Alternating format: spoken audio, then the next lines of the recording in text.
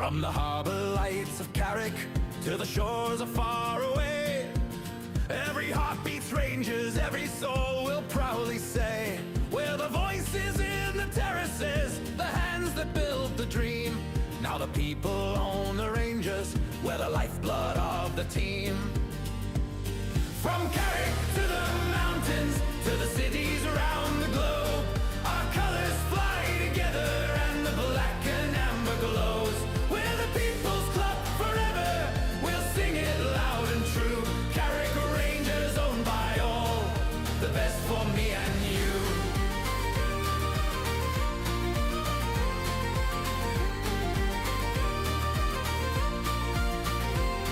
From Belfast to New York, from Sydney to the Clyde, every fan's a family member standing shoulders side by side. No rich man owns our spirit, no king can buy our pride. We're 1,000 hearts united and the world's our stadium wide. Well, welcome back to another edition of the People's Club podcast. I am happy and honored and stoked to be in the co-pilot seat with my man Chris tonight. If you're just tuning in, you haven't seen me in a while, it's been a minute. So I'm glad to be back with my co-host Chris LePew. Oh no, not this again. I couldn't resist it. I planned it. Mr. Chris Lippett, how are you tonight, man? Hey, man, I'm doing okay. Feel a bit like the substitute teacher that didn't get a lesson plan left behind by AJ, who was supposed to be here originally. And do an emergency fill in for him. So, but I'm happy to be here. I haven't done a lot of shows with you, Scotty, so I'm really happy to be on here tonight. Yeah, I'm glad to be back. And our favorite Polish wonder, Andy Olinsky, should get this reference. At last, Scott has come back to the People's Club podcast. There you go, man. Andy likes to put that GM nickname on me. For you, I like to put the analyst on there because you're like the numbers guy, man, when you're on. So I'm looking forward to see what you have tonight. Yeah, I got a little bit of numbers. You know, man, what a busy whirlwind it's been for me. So I can't wait to really dive in because you know what I like about numbers is numbers don't lie if you know what you're digging for. And, you know, you can take numbers and try to paint a picture out of it. But if the picture's right, the numbers will be there. And this team has been a real good story of the numbers the last few weeks. So, and what an exciting time. So anyway, I mean, we got some really good topics tonight to talk about. And what better topic to lead off with than a win on the road against the number one team in the league, right? Yeah, we've been playing well against the big boys of the league lately, so can't complain. It's really showing up in the table too.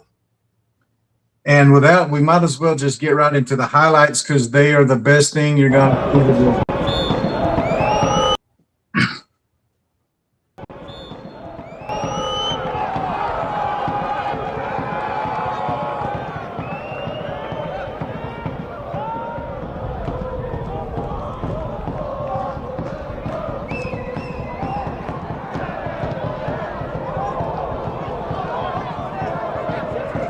They gave themselves a chance in the box.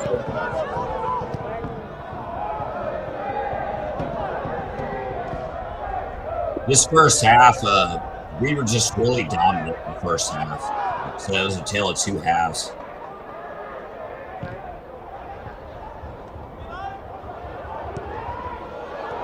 Yeah, I mean, the time of possession inside the box, the ball control, the maintain the possession inside the tag zone. I mean, it was beautiful, man. It was excellent. The first half was a thing.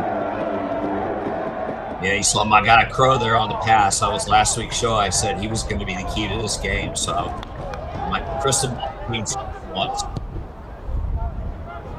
Man, if we could have got some free kick, set piece kicks in like that one, we probably would have added another goal in the first half. Ooh.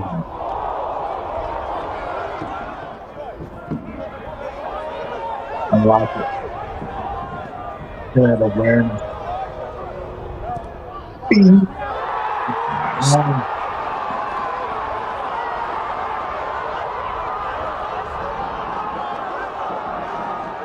That was an interesting celebration.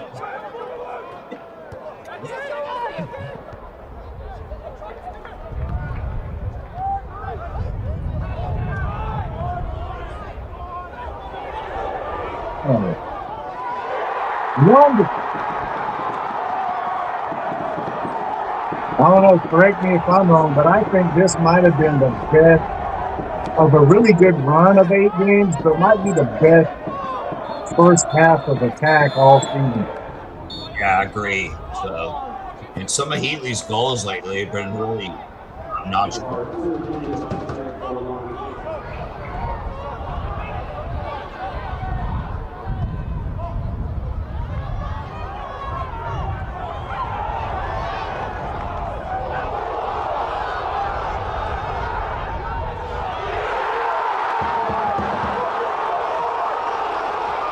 He ran and running with the ball.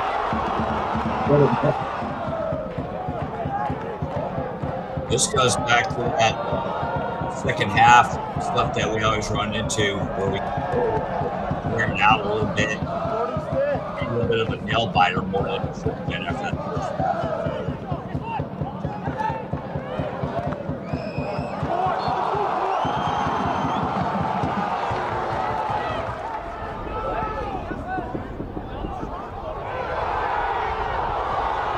Is that Joe getting that up?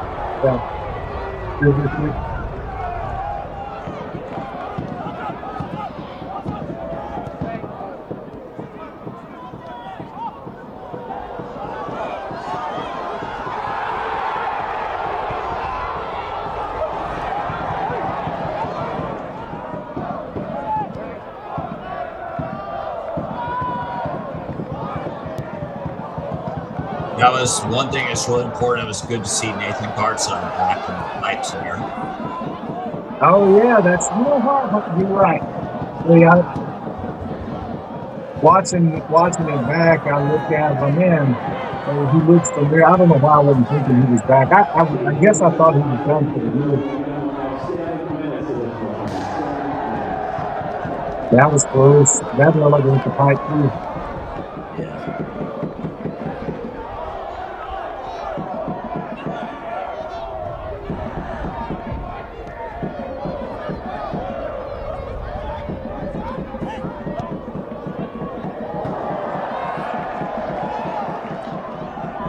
I like that goalie kit, that goalkeeper kit he's wearing too. It's a good one here, just in the full time. Man, that right wing could have been there a little bit sooner.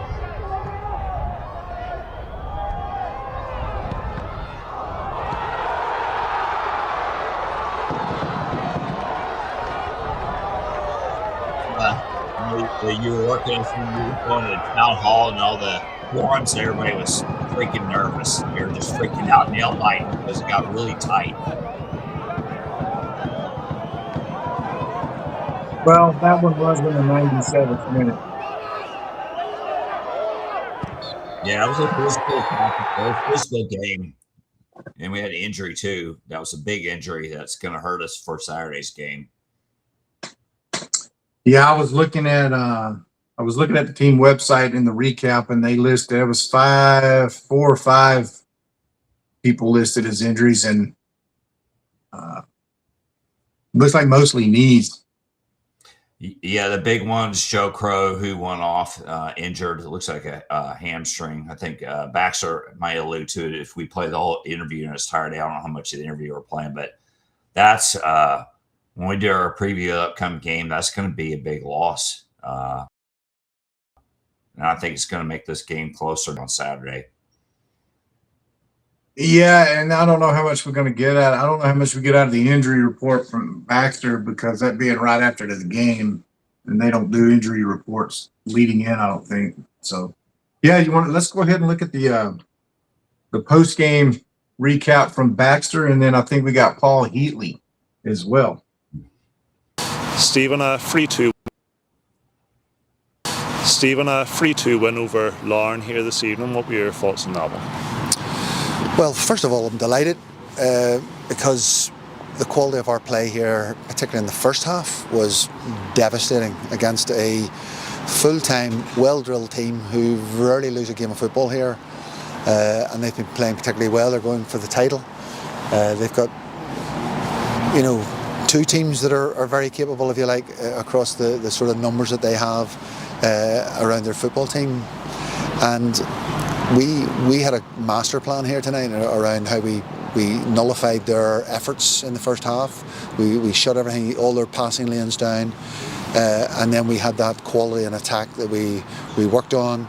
We were able to pick it off. We scored 3 goals and we should have scored 2 more. In the first half, Paul goes around the goalkeeper and doesn't get the goal that he should really get. And we won in the first half before we scored any goals. That was just cleared off, a great shot from the edge of the box. So I knew our attacking threat was there. It has been for some time. I knew we would come here, and I said to the team, "Let's go and attack the game. It's a free one for us. Let's get after it. Let's not sit off this game. Let's go and try and score some goals." And we did that with some aplomb, and we scored 3 goals. The 3-0 is a very difficult situation because you come in at half time. I've been in this situation myself many times. It was with Cliftonville, were 3-0 up against a Crusaders team of mine many years ago, and we beat them 4-3 in the second half. So you take nothing for granted when a team make 4 changes, bring on 3 wide players, and McHenry and O'Connor and Lusty, and they're coming down with pace and quality and width in their team, and just piling the ball in on top of you. You're going to be under the cosh. And they score in the first 3 or 4 minutes, and I'm going, this could be a difficult 45 minutes. But we've seen it out in 99, and we done remarkably well. So we'll be thrilled. We're breaking all sorts of records around. It was 10 years since we won down here in the league. So that's a thrill for us as Carrick Rangers to come and do that. The fans tonight sang from start of the match to the end of the match. I want to thank them for their support, their effort, their desire, their belief. And this team here, what is it now? Is that 8 games? 8 games undefeated in the league, and now they've got sights on a European spot. So to go from where they were to what they're doing right now is just a focus that they have, what they want to do, and we should all be very proud of them. First half was probably some of the best finishing we've seen this season, arguably. Your front 2 and Danny Gibson and Paul Heatley both finding the net, and Joe Crofa a great finish as well. The free throws. It's great to be in that position where when you create chances, we're now in a place where we're taking them. Well, it was good to see Joe score the great goal. The second goal really opened the game up, and he missed one last week to take the game away against Coleraine. So I was so pleased with him, but unfortunately pulled a wee hamstring at the end of the game, which is a disaster. But look, that's the manner of how these players are playing. They're leaving every ounce in this football pitch. Danny Gibson could hardly talk at the end of the game when I over and spoke to him. Such was the effort that I was, get back, get in, get up, get down, and it was just marvellous effort from these guys. So this is what is required. This is to win football matches at this sort of venue. This is what you have to put in, and we'll be very, very pleased with it. The effort was really epitomised in the second half. As you say, we conceded the early goal, which was frustrating, but the response to that and the way we sort of dig in and really made sure we nullified Larne thereafter was very pleasing. Oh, look, I say it every week, and I'm now tired saying it.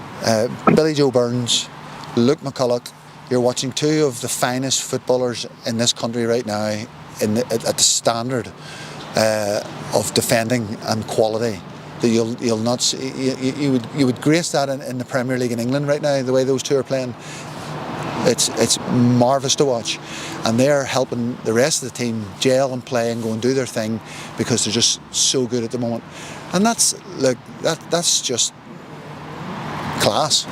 You either have it or you don't, and those 2 have it in abundance. And BBR is learning off him. I said that in the interview last week, the week before. He's learning all the time, and he's getting better and better and better. Transformation in his game. Mikey Place, my word, what a footballer he is right now, what the things that he's doing, how he's doing it.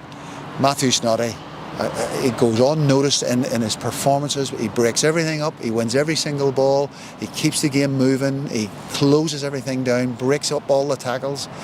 Incredible. Joe Crow, magnificent. And you're just seeing this level of performance. Aidan all round the pitch, he's just like a whippet everywhere he goes. And then Danny and Paul up front, my word, the work rate. And Big Adam couldn't play tonight, and he's been outstanding, absolutely outstanding this season. And his knee injury didn't recover in time, couldn't play. And you know, we come down here and we create a master plan and we'll go and win it and win the game. And we won it easy. It wasn't.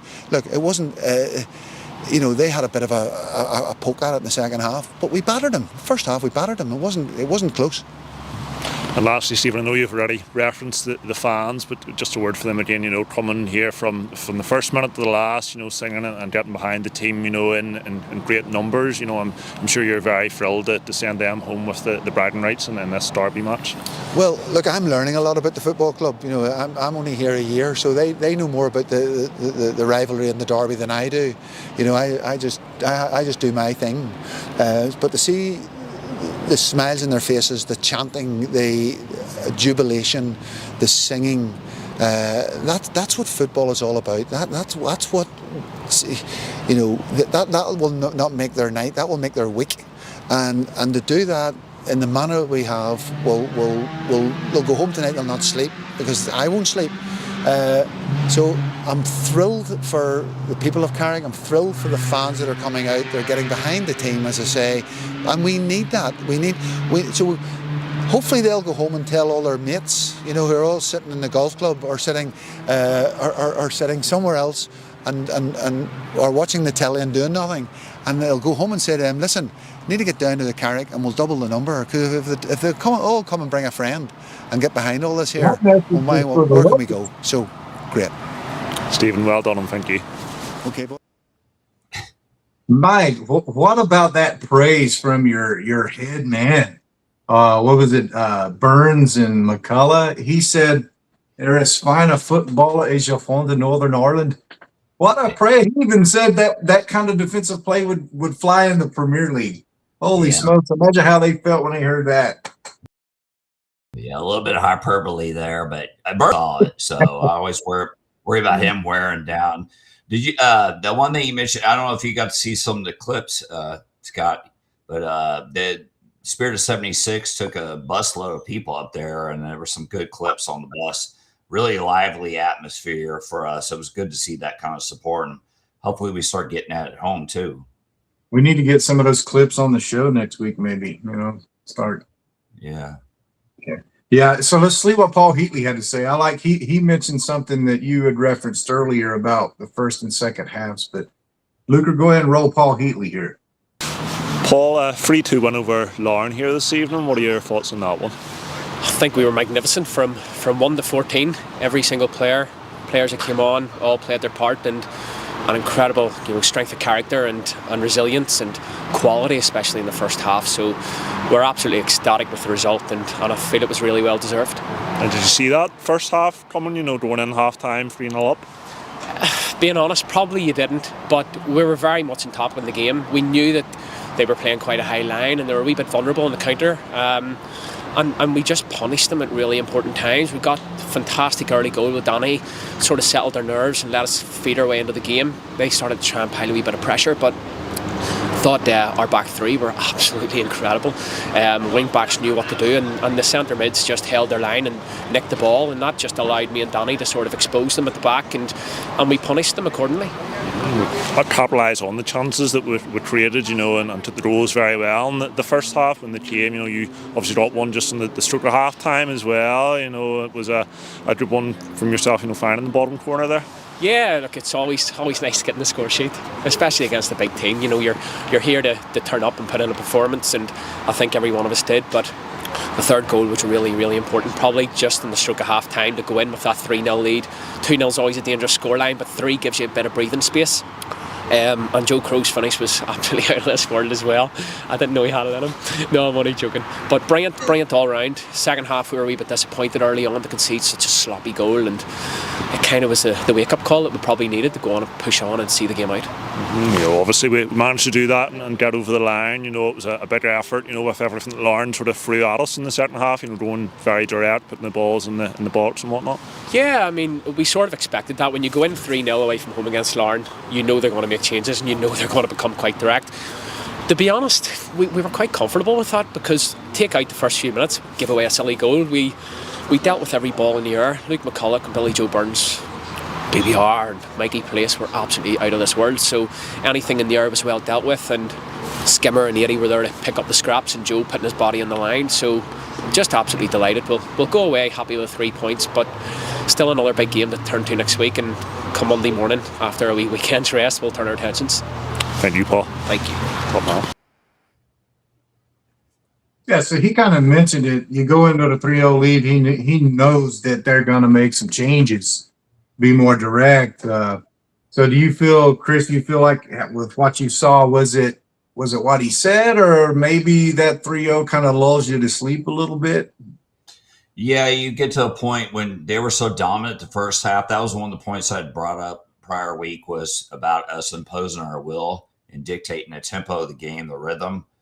And that's why I had mentioned Joe Crow was going to be the most impactful player on the field, because he really needed to disrupt, and he does. He's a presence for them.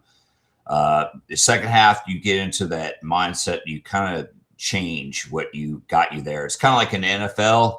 I can't stand it. The prevent defense is like, yeah, right. Why don't you just play what we got you in, and you start giving up everything underneath, and you end up giving up a tying field goal, or you lose.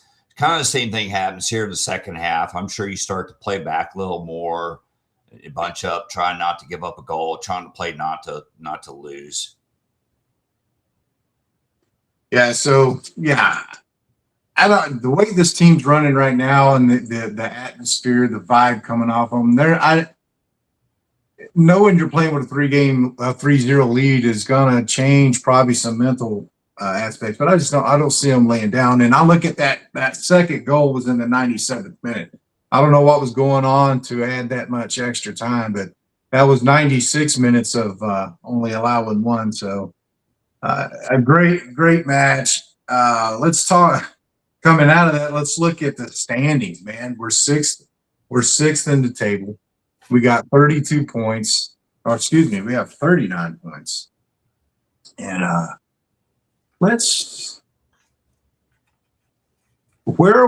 how far are we ahead of 11th place right now versus a month ago? To be honest with you, I haven't even been looking at that. I've been looking at 5th. So as any help, really what we want to do is hold on to this spot. This is the goal spot right here. Luckily for us, Cliftonville had lost, and also they have Linfield coming up. And Linfield has a lot to play for, as you can look at the standings there. They're not going to want to lose. So we have a chance, if we can win this game Saturday and Cliftonville gets beat again, that's really going to help with those games. And by the way, this table you're looking at on our website is not up to date. We don't have 4 games. Cliftonville doesn't have 4 games in hand. They have 2 games in hand. So yeah, you can get a better table on the if you go to NIFfootballleague.com, the official league site, it's up to date. Cliftonville has 2 games in hand. So for the viewers out there that may not kind of understand what you're saying, what's the difference between 5th and 6th? Why is 5th the golden spot over 6th? Because you have a chance. You still have the game in hand issue, but you're only 4 behind. So, we need help to get to 5th. Like I said, 6 is more realistic. I brought the point up in the forum. I don't really care about all this scoreboard watching that's going on. I care about us taking care of our business. We need to focus on how we're playing, and just, if we keep doing what we're doing, it'll work out. It really will. So, and I think, to be honest with you too, I think we've had a little bit of luck on our side. The way, and I give Baxter a lot of credit, the scripts of the game. But if you look, just things like Paul Heatley, who we just said on the interview, one thing, he missed the game due to suspension. on cards, and then he missed another game due to an injury.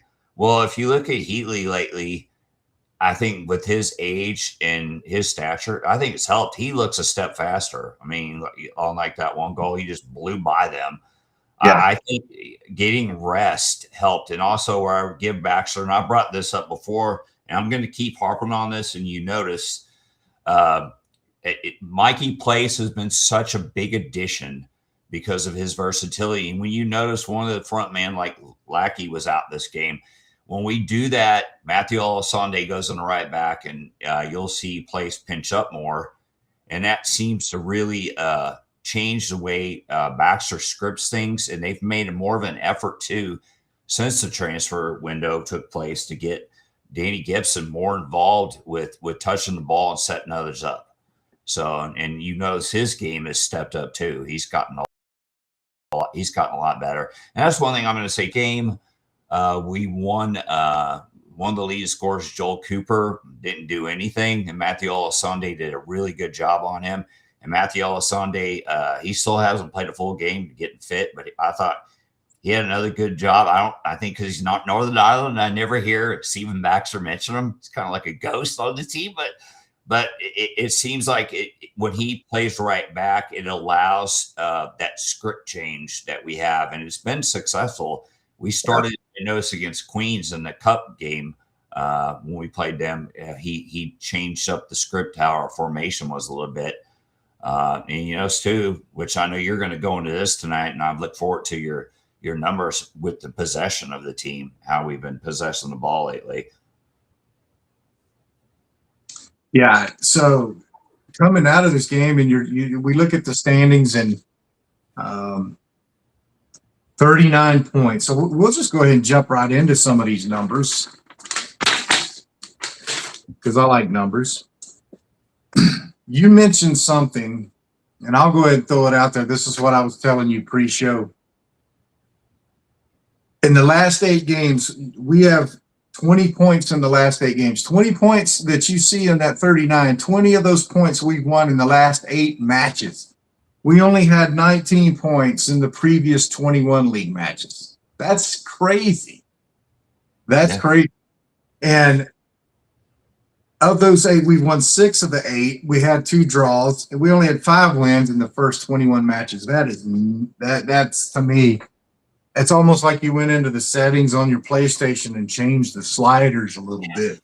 Maybe easier. But it's not, and it's playing into something I think you mentioned a little bit. So look at, something I pointed out on a previous episode was how many late goals we were giving up in the 80th minute and beyond, right?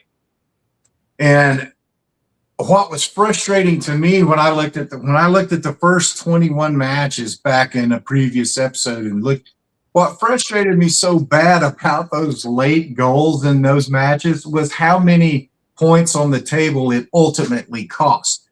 We lost several games that should have been, we had a lead in the last 10 minutes. We lost those 2 points and settled for a draw, or we had a draw and we ended up settling for a loss and losing that point. These last 8 matches that we are undefeated in, we've only given up 2 goals allowed in the 80th plus minute, with 0 points on the table sacrificed. We gave up a 81st minute goal against Dungannon when we were up 4-0, and we gave up a late 96th minute one here against Larne, up 3-1. And so of only the 2 goals we've given up in the 80th minute in these last 8 matches, it hasn't cost us anything on the table. The previous 8 matches that ended was bookended by that 7-0 loss to Glinter, and we gave up 4, and it cost us 7 points on the table. So, if you could get those back, that would put us in 5th place already. But, it's water under the bridge, and the team is playing absolutely wonderful football right now. And here's what I wanted to throw at you. Maybe you've already thought about this, but we all talked about from WhatsApp chat, our WhatsApp to our text messages back in December, we were all like, well, let's let the winter signings get here. There's some things the teams are doing with the winter signings. And some of us are like, well, okay, I guess there's a magic wand out there after all. The team's 8-0 or undefeated run in the last 8 games coming out of the Glentoran loss has all been since we made those signings with Ola Sunday, Mikey Place, and the other 2 guys. So what do you think of that? And Mikey Place scored, didn't he get his first goal the week before last? Yes, he did. Great so goal. These guys have not tasted defeat yet as the Carrick Ranger. Yeah. Well, they're younger too. So I think it gives you a better balance to mix the veteran leadership. Like Stephen pointed out, Danny Gibbs could barely speak because he's really yelling at everybody. It made me think about his landscaping crew if he yells at him. Get up, get that bush out of there. Yeah. I don't know. But I think he's really taken a leadership role, and he's been a bit of an Iron Man. I don't see him come out of the game very much, along with Burns. Those are the 2 guys I worry about the most, that they don't wear down for when we get through the season. And the way things are going, in the point you brought up too about us giving up goals, another thing that you notice now, when you play better, the officiating changes and you're more aggressive. Because you remember a couple of games we could have drew or won. There was offside calls that won against us. I think Lackey had a couple of them, and we had several offside calls that would have been goals that were taken off. So between what you were saying and that really makes a big difference. And these wins we've been getting, it's been the top part of the table as well. So yeah, that's an interesting point, because of us Americans, that's something you see talk about in baseball, is if a pitcher's hitting the strike zone consistently, and he's going to get strike calls even when they're not strikes. But if you're not hitting the strike zone, you're not even going to get the close one. So, maybe that's a psychology matter for officiating. But, I think when you are playing good, you are going to start getting some favorable calls or non-calls. Not that it's, a conspiracy, but there's definitely, I think, some phenomenon there. But anyway, Yeah. Waterstones, we went from 11th. And I guess as all of us being owners and investors and all kind of new to this, you'd be lying if you didn't think it sucked. I think when we logged off after the Christmas episode, I was like, son of a gun, all of this behind the scenes chats, everybody's exciting. The investment numbers are growing. We go from 150 in the Facebook group to 650 or whatever we're getting close to. And the momentum on the field and the pit's not changing. So to turn it around this fast is pretty cool. And with that, what do we got next here? Look at that, Bangor. So we got one more match. Now, is this I'm thinking either this one or the February 3rd match is a makeup from earlier in the year. Because back in September, there was a match with Bangor that was postponed, and that would make sense while we're playing them again so soon. Am I right or am I wrong? Yeah, it might have been. You might be right. I know we made up the one where Paul Heatley had the injury, so we've made that one up. So this could be the other one. Yeah, this was okay. That's right. Now, that's right. I would have to go dig it up. But there was one where they stopped the game and canceled it, but then they postponed it. I think it was. We made that one up. Yeah, we won that game, which is good because we were behind when we stopped that game. So. And we're also undefeated against Bangor this year. Do you know that? Yeah, we beat them 3-2 back in February. Yep. So when they last met, but I to be honest with you, I'm really concerned about this game more so than I have been recently.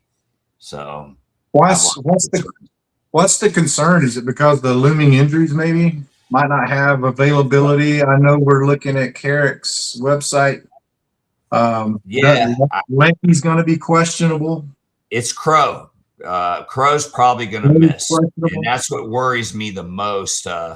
So with this matchup too, another thing that worries me, Bangor's been so bad that their captain came out in the press, Reese Neal, came out and spoke that the players need to look at, basically need to stand up and have a response after this last defeat. And they've really been struggling for the month of February. They've given up 11 goals in February. They've had some injuries too. Their goalkeeping is kind of like what we went through now that we've gotten through that with guard side. So we need to take advantage of that. But usually teams that you see that are wounded, and then there's all of a sudden somebody, this captain leader speaks out. there's going to be a little bit more motivation for them. And not to mention, if Crow doesn't play, I mentioned him as the key player last week. This week, my key player is going to be Matthew Snoddy, because if somebody's going to maybe pick up that area, would maybe be Snoddy, because that's a CDM holding role. You'll like this, Scotty. My agent friend, that's where I get the GM nickname from, that helped with get Matthew Alessandri on the team. He does a player index, and early in the year when I first started talking with him about all this and trying to help Carrick out, his player index, our top player was Joe Crow at that time. So and if you ever watch Crow, there's so many little things he does. He brings a physical presence. You got to make sure he doesn't get fouls, but I mean, he'll just run you over and take the ball. He really provides quite a bit to that midfield. So you got to figure Aiden Steele is going to have to step up, and Matthew Snoddy, I could see maybe. And that's another point Michael brought up in the town hall. More stats that you'll like here. I guess in 20 game appearances, the players that haven't scored yet are Kyle Cherry and Matthew Snoddy. So the hope is that Snoddy can get a goal. So yeah, it's time to step up. And you're right about coming off dreadful performances, because look what happened. We get completely dismantled 7-0 by Glentoran. And what happened? We've been on an undefeated run for the last 8 weeks. So it could be a trap game. Not that Bangor's not a respectable club, but with the momentum we got going and what you just mentioned. And yeah, like Joe Crow, I was looking at numbers earlier, and the NIFL side has some really good statistics, and he was one of the most penalized players. But it kind of makes me think of the old Steve Atwaters and John Lynch is playing, safety.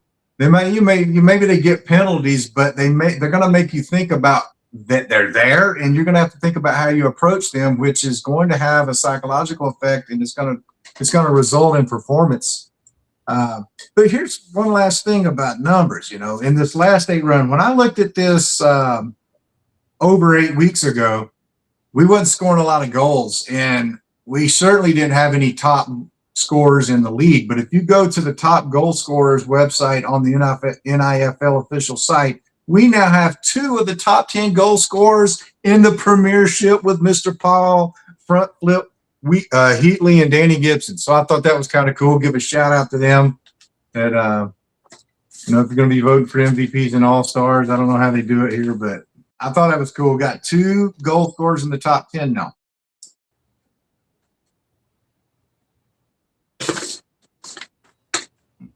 Yeah, I'm understanding from training this week that there's a chance Adam Lackey's going to be back for this game. So it's going to be interesting. You have your front line guys, what script we have, because then probably puts Mikey Place for sure, probably back at right back. Noah Sunday would be a bench player.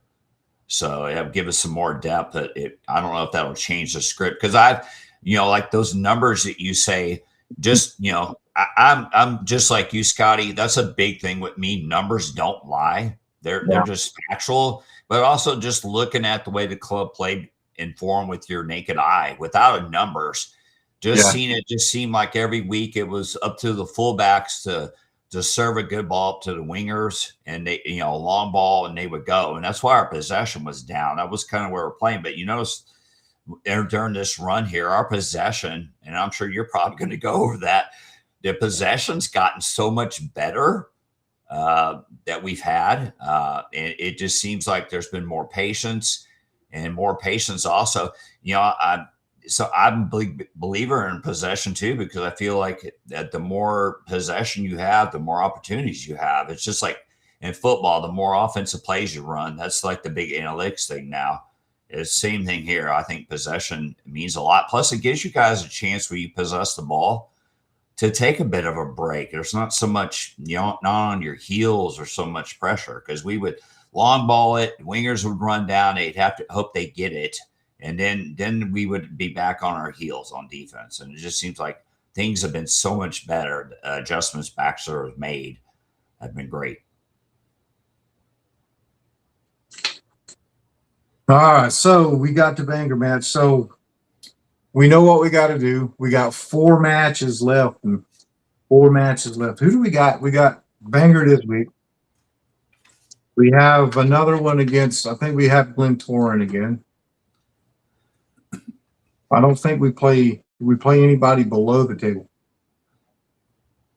We might. I just know that last game was Linfield, and that may mean something because Linfield's going to want to play too. They're trying to move up the table, so they're not going to just come in and roll over that in that game unless you kind of hope they actually do better and they don't have as much to play for and may rest some guys, but that could be a key matchup for us, and that's one of the sporters are going to be out. It's kind of reminds me of the cup game where we had some support there. We're going to have some support there. It was already, I think it was Seth Carpian was already getting with Martin about us doing some chants at the game, so I'm expecting a lively crowd there, and that game might actually really mean something.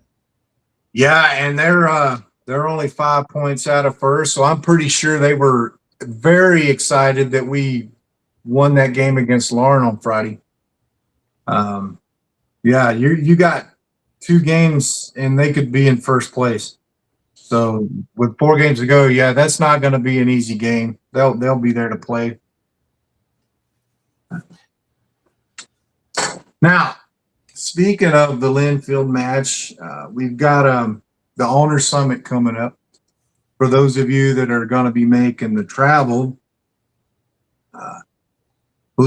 Chris, I promise I'm not going to make that a habit.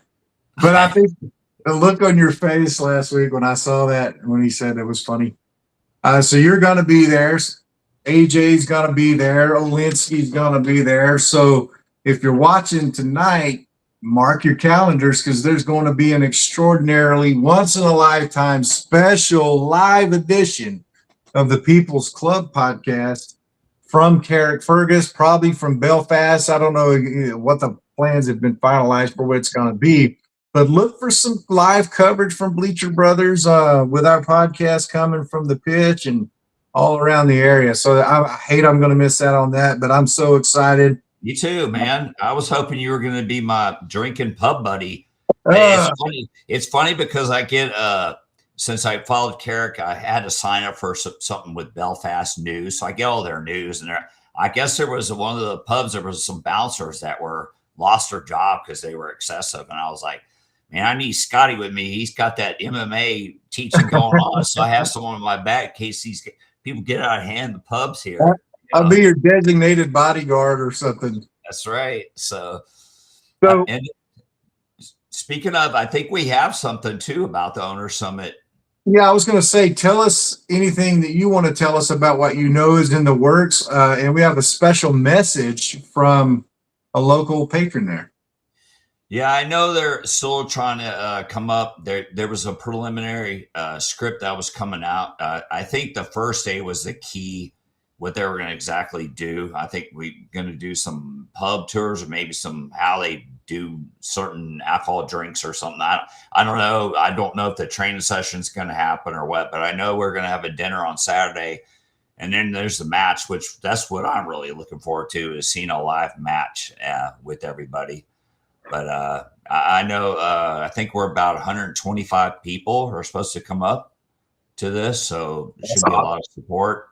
And I don't know what the club has planned for the podcast. So there's been some talk about, will it be at a castle? Will it be at a pub? Where will we be? Are we doing a podcast?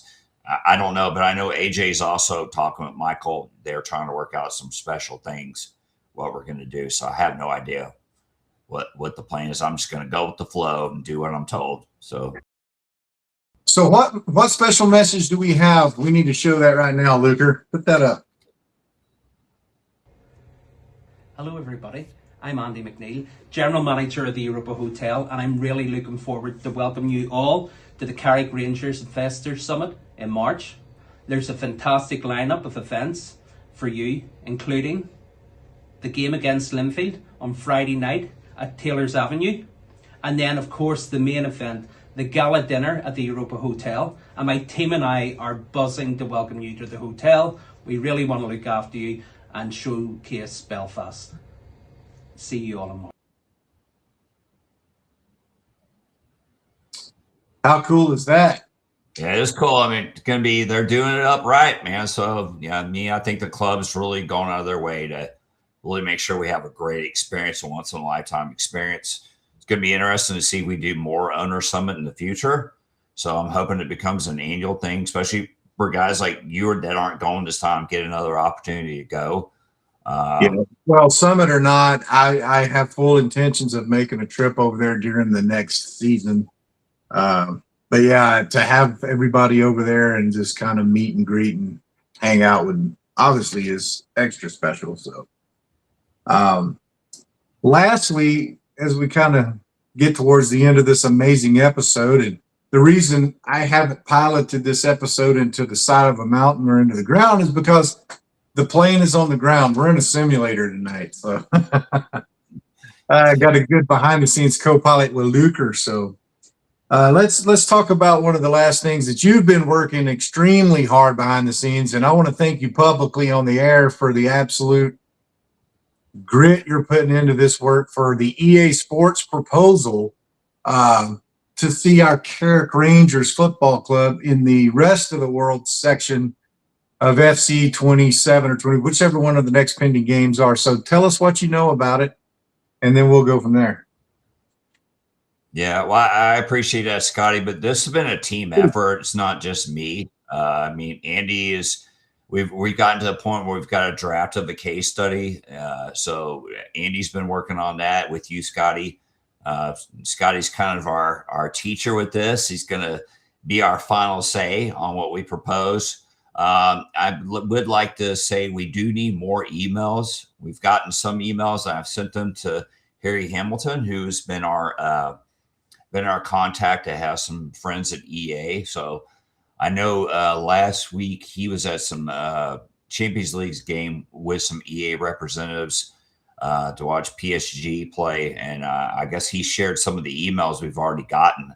And in fact, lately it's been kind of funny. Some of the emails I've gotten have been a little bit different, a little bit more hardcore. Like there shouldn't even be an EA game, or if Carrick's not in it, or they just say they're saying some pretty sharp things. I can tell these are more the fans than the owners. And I did have a 9-year-old come in, and he goes, I'm on my dad's phone. I'm typing this up, but I really wanted to come in the game so I can play with my favorite players and all this. But I'm going to give that email out again. I know it sounds kind of confusing sometimes, but it's CRFCINEAFC@gmail.com. That's like Carrick Rangers Football Club acronym, CRFC IN for N EAFC@gmail.com. Luker, are you able to put that up there, or you have ability to get that website up there for a minute so people can write it down or look at it?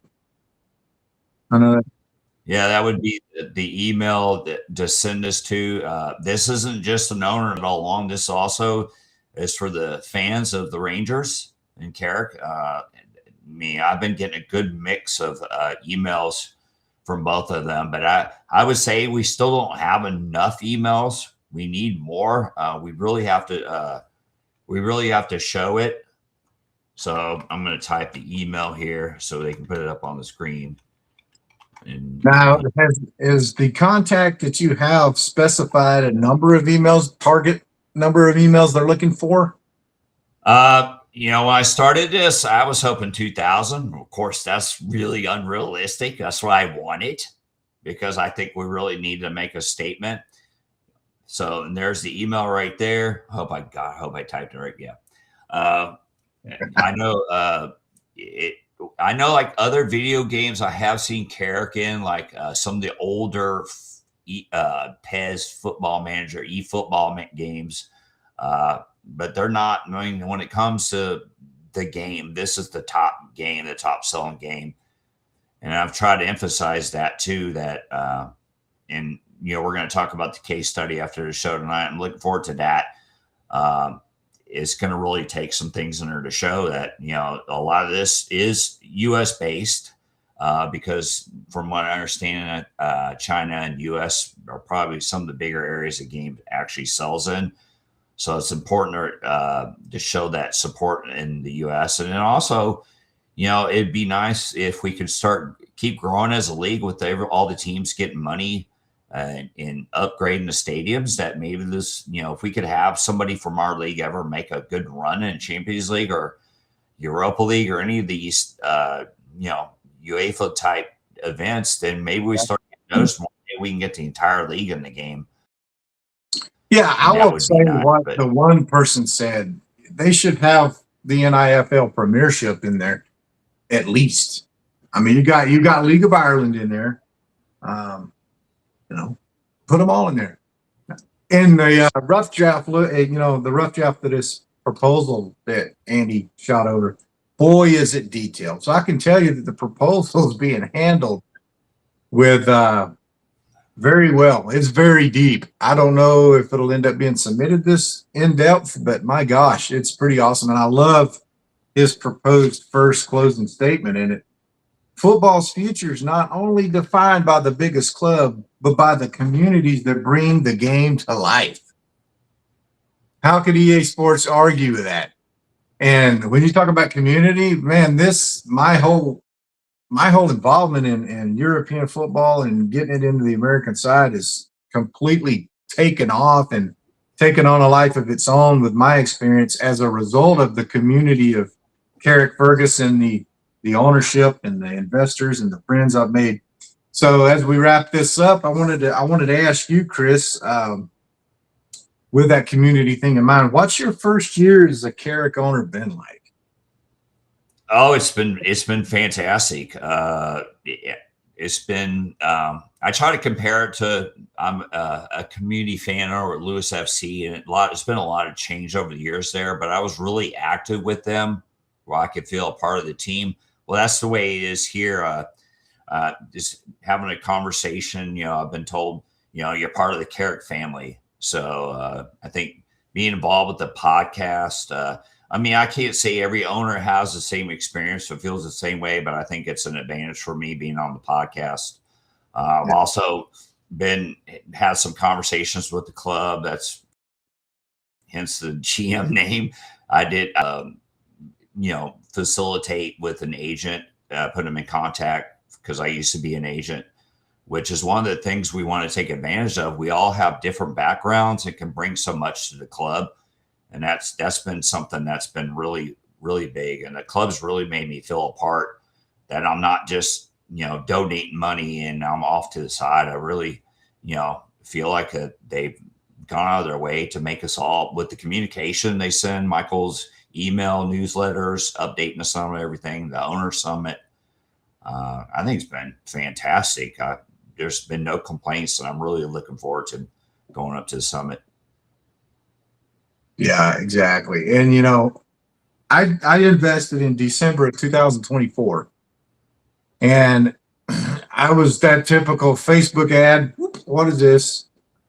And so I started going down the rabbit trail. I'd never even heard of Carrickfergus. And I got Scott's Irish Roots, right?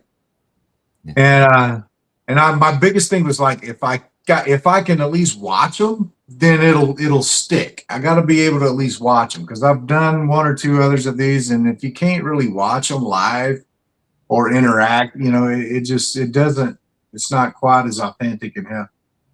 And so I came in at the end of the midway point at the winter break of the previous season. So I saw it through and watched that.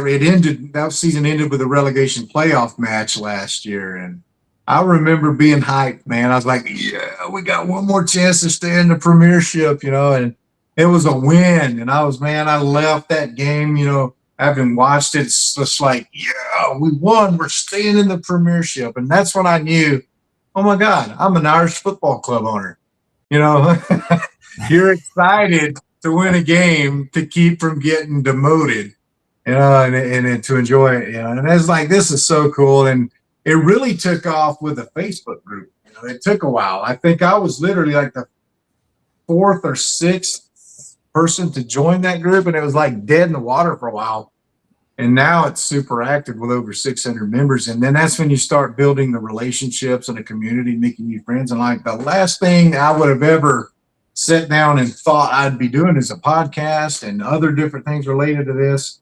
And So my first year plus now as an owner has been a super cool experience, and it's something that's coming to life. So that community thing is bringing the game to life for me. So anyway, we've had the people on the show from the club. They've all, what you see is what you get. They're outstanding human beings. I mean, you would think when you sign up and you got someone like Michael, his stature, he's been big officers and some big companies that are going to have this too good owner, snobbish guy, but he's cool, man. He's come on the show. He'll talk to you. He answers questions. I mean, he seems like a guy. He knows the game from playing in his college days. You drink a bit. Peter Clark was outstanding. He's really nice guy. Man, they never seem to lose. They're cool. They're really, really good people. We had Adam Lackey on a game day, which I still find that was amazing that he came on a game day. Jody Hill came on, big soccer guy, just our football guy, I should say. But these are really good people too. So that's the one thing I've found in most of the owners I've spoke to in the group. They're just really cool people. I haven't met anybody that's an owner that's really been somebody I wouldn't care to hang out with or have a beer with, so. Yeah, amazing. And I think the club genuinely appreciates that we are enjoying this and taking it serious, to do the best to be ambassadors on this side of it, and let the chips fall where they may is where the club ends up in the long run. But you're right. They're genuine. They're good people. And whatever the investment part for me is completely insignificant at this point. It's the experience. It's just like that trip to Disneyland I'm taking my family on. All that money that I've poured into, it's going to be insignificant when we get there. We're going to have fun. We're going to have the memories, and we'll worry about the financials later. So. Yeah, I find that I don't really look at my WeFunder account too much anymore. I mean, to me, on the investment part, it's not about going to get rich or anything, but I did look at it because I do think it's important, because I've been involved in some trusts and with some teams that have fallen on financial hardship, and all of a sudden you're not an owner no more. Some big boy comes in and buys it up, and you're out. That's not the case here. Yeah, thank you, Luca, for putting that up, by the way. If you still want to get in while they're still taking ownership stakes, you can scan that QR code to go ahead and sign up to be an owner. It's a wonderful experience. You don't feel like you could just have 100 shares and you still feel just like you're one of the big owners. They keep you involved in it. So for sure. Scotty, I was going to ask you, this is something I was curious about, since, we don't know the exact date this is going to stop with the investments, but what are you noticing on the Facebook page? Because you're a big administrator there. Are you seeing more signups lately, or is it still growing? I'm going to say the bulk of new memberships, there was a big spike. Well, the quick answer is no, there's not a big growth, but they're still trickling in a little bit here. During the holidays, there was a big spike in membership. There was probably, I would say, in the neighborhood of 60 to 70 new members during the holiday season, which people buying them for themselves like I did. I bought it for myself as a Christmas present, or family members. Yeah. And then after the new year, I've noticed, I would say 10 or 15 since the first of the year, I noticed that their WeFunder dates were back in November and December. So they just now discovered the group. So I wouldn't say the Facebook group membership is a complete telltale of the ownership coming in or out. Because I don't know what their welcome emails look like anymore. I had heard before that there might be a link to the Facebook group from there. But I think a problem with that too is it sends them straight to like an invite instead of like answering all the questions. Do you find some people are in the WhatsApp group aren't in the Facebook, and vice versa? Because I was going to say, if you want to plug it in case there's anybody in the WhatsApp owners group that's not on Facebook. I would say I would plug primarily the Facebook group, just because it's there's over 630 members, there's 638 members, so there's more chance to talk to everybody. The WhatsApp chat is just kind of like, hey, on game day, I'm bored. Who wants to talk about the game? Oh man, that should have been a foul, kind of thing. There are some official communications that go over on the WhatsApp chat, but it kind of gets lost in the shuffle because if most people don't want to log in on Saturday night, see 147 missed messages and go back through them. But it's good for chatting on game day. So definitely want to check out if you're an owner and you're watching and you have not went to Facebook yet, create a Facebook page if you don't have one and join the owners and investors group. And because we pretty much plug all the important things that we're allowed to release from the club to that site, and it's free. So yeah, it's some other things. I'm not affiliated with the owners investors, but on Facebook also other good resources. The football club itself has its own Facebook page, and they'll post stuff about the results, but also the Falcons. Because we're going to get hot and heavy into them as soon as the men's season's over, I'm pretty sure. And then also the academy team has a Facebook page as well. So there's some other Facebook pages out there that you can follow to get information from the team. Yeah, so if you're looking for immersion and staying connected to the team and learning about new owners and making new friendships and connections surrounding Carrick Rangers, then the Facebook group is a great central place to go and immerse yourself in that. I'd say there's probably a consistent 50, 60 people that are active on the group that contribute, share, and this and that and the other. But there's over 630 members right now. So yeah, and also if you're watching this and you know somebody in one of the forum groups, tell them about the podcast, because we do have a chat thing up here where people can ask questions. A lot of times we'll put a question on the screen and we'll try to help answer it. I mean, like I said, we're not the club, so we don't always know everything about it. But it is who we cover here. But, we do have a chat feature where you can ask them. Plus you may know something we don't know, where you can share some things about the club. Like, that's not just an owner investor. It's called the People's Club. It's not just the owner investors. It's also the ones that stay up late with us in Carrick. You can come on here and ask questions and participate. You never know, too. The more you participate, we have guests on that are fans and owners all the time. So you may actually be invited on the show sometime. Especially if you're smart and you know more about soccer than I do. You know plenty. You're the analyst. So, but the more this podcast grows, the better chance there is. Maybe we'll get sponsors or something in which we can do something with the club there as well to try to grow the club financially. Because we are a lower budget club. And we do compete with guys that have twice the budget we have. I always tell people you can go out the transfer market and look, and you see a lot of things about, players' wages and stuff on there. It's quite interesting to see. My son was funny with that. He used to gamble on there. He'd go, well, this club's worth this much on transfer market, so they got to win the game. So he would put bets based on that. I'm like, so this crazy, but it does help. We like to grow this podcast just like the club likes to grow it.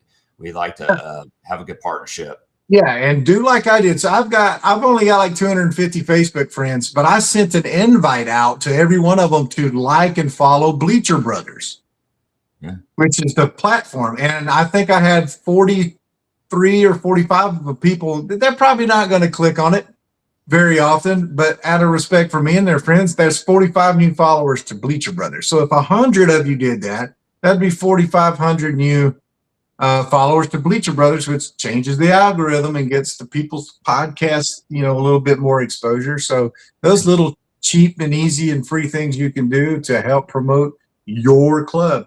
Exactly. I have people coming over doing work at my house and they saw the Carrick Rangers flag and I'm like, you can be a part of it. You can be an investor. So I tell them to go out WeFunder and look for it. I mean, if that's what we're all here for. You know, we come in numbers.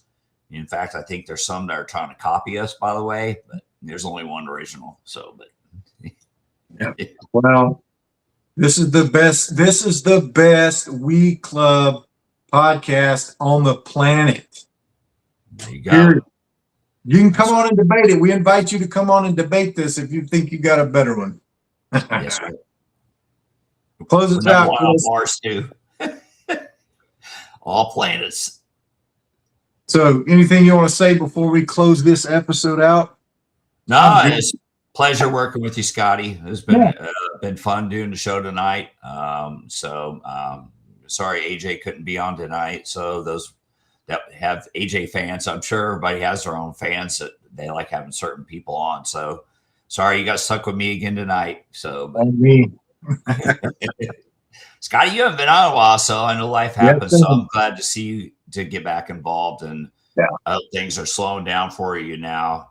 Starting to stabilize a little bit, just in time for me to be coaching soccer 3 days a week and being at my daughter's soccer the other 2 days of the week. But hey, man, I like it. Bring it on. Got to stay busy. Yeah. Do you find yourself coaching soccer? Do you ever do some of Steven's tactics? Do you ever like find, hey, this is what Carrick's doing, I should try this? Or yeah. I'll run a double 5, do a 5-5 and just all defense, Anyway, Luker, thank you. Backstage, you're the man. Chris, Luker, show yourself. Where are you? Yeah, show us your new haircut. Luker's haircut. Everybody Luker. Cleaned up, ready for everything, Yeah. He's getting ready. He looks faster with that haircut. He looks sleek. Exactly. Run a lot Cut faster. down on the drag. Yep. Anyway, well, thank you again, Luker, for everything. We appreciate everybody that tuned in tonight, especially our friends in Northern Ireland that stayed up late. Yes. And, till next week.